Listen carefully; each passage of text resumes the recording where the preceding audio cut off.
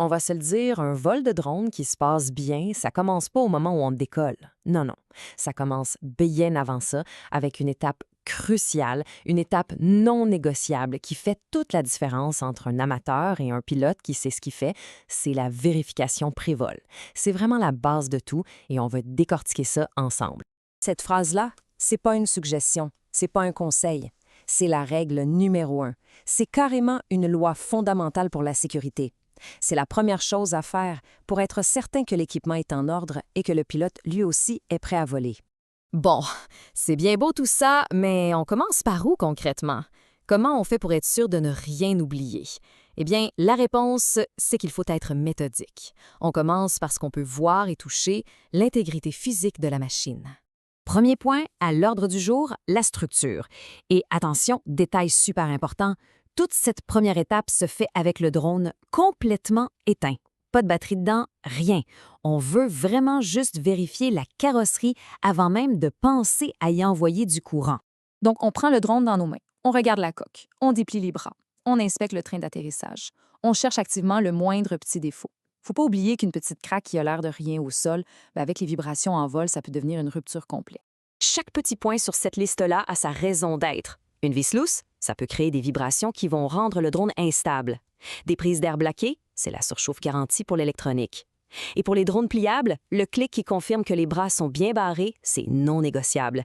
Imaginez un bras qui se replie en plein vol, c'est la perte de contrôle instantanée.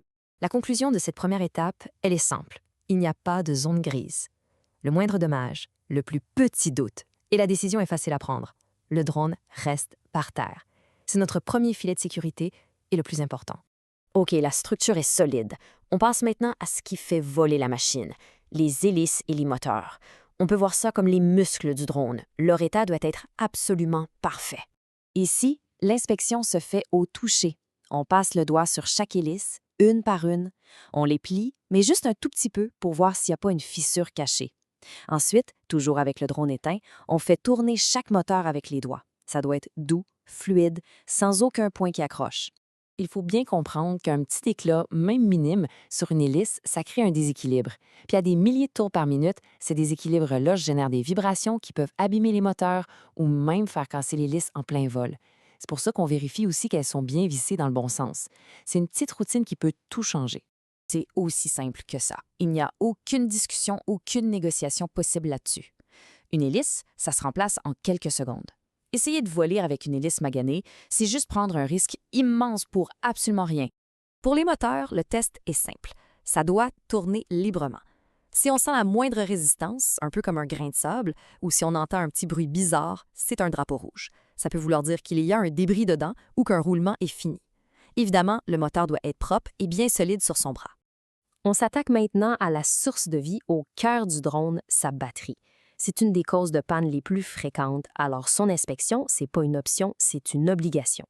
D'abord, on inspecte la batterie toute seule, avant même de la mettre dans le drone. Une fois qu'elle est en place, on s'assure qu'elle a bien cliqué. Elle ne doit pas bouger d'un poil. Un mauvais contact ici, c'est une coupure de courant en plein ciel et on sait comment ça finit. Cette liste-là, elle est capitale. Ce qu'on cherche en premier, c'est le moindre signe de gonflement. Une batterie LiPo qui gonfle, c'est une batterie qui est devenue instable et dangereuse. Il faut la mettre de côté tout de suite. On vérifie aussi que les connecteurs sont bien propres pour que le courant passe comme il faut. Ça, ce n'est pas juste un conseil, c'est un avertissement majeur. Une batterie qui est compromise, c'est un risque d'incendie et c'est une cause quasi certaine de crash. On ne joue pas avec ça. Point final. On continue avec les yeux du drone. Je parle de la caméra, bien sûr, mais aussi de sa nacelle de stabilisation et de tous les petits capteurs qui lui permettent de voir où il s'en va. L'erreur de débutant à cette étape, c'est d'oublier d'enlever le protecteur en plastique de la caméra avant d'allumer le drone. Ça fait forcer les petits moteurs de la nacelle et ça peut les briser. Donc, on s'assure que toutes les protections sont enlevées, que la caméra bouge librement et que chaque lentille est impeccable. C'est une routine qui prend 10 secondes, mais qui a un impact énorme. Une simple trace de doigt sur un capteur d'obstacle peut le rendre complètement aveugle et causer une collision. Une lentille de caméra sale, ça peut scraper la photo ou la vidéo parfaite. Ces quelques secondes de vérification font vraiment toute la différence. Voilà, l'inspection physique est finie. C'est maintenant le temps d'allumer le système et de vérifier que le cerveau du drone communique bien avec les commandes qu'on a entre les mains.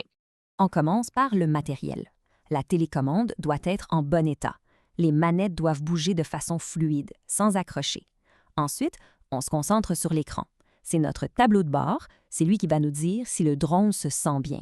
L'ordre pour allumer, c'est crucial. Toujours la télécommande en premier, ensuite le drone. Une fois que la connexion est faite, on regarde l'écran. On s'assure qu'il n'y a aucun message d'erreur, qu'on a assez de satellites GPS et on confirme que le point de retour, le home point, est bien enregistré.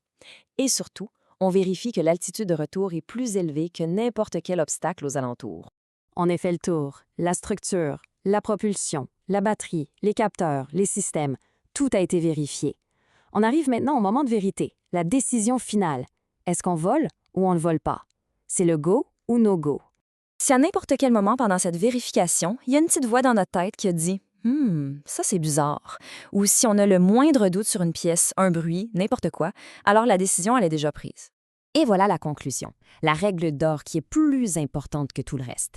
Il n'y a aucun vol, aucune photo, aucune mission qui vaut la peine de prendre un risque.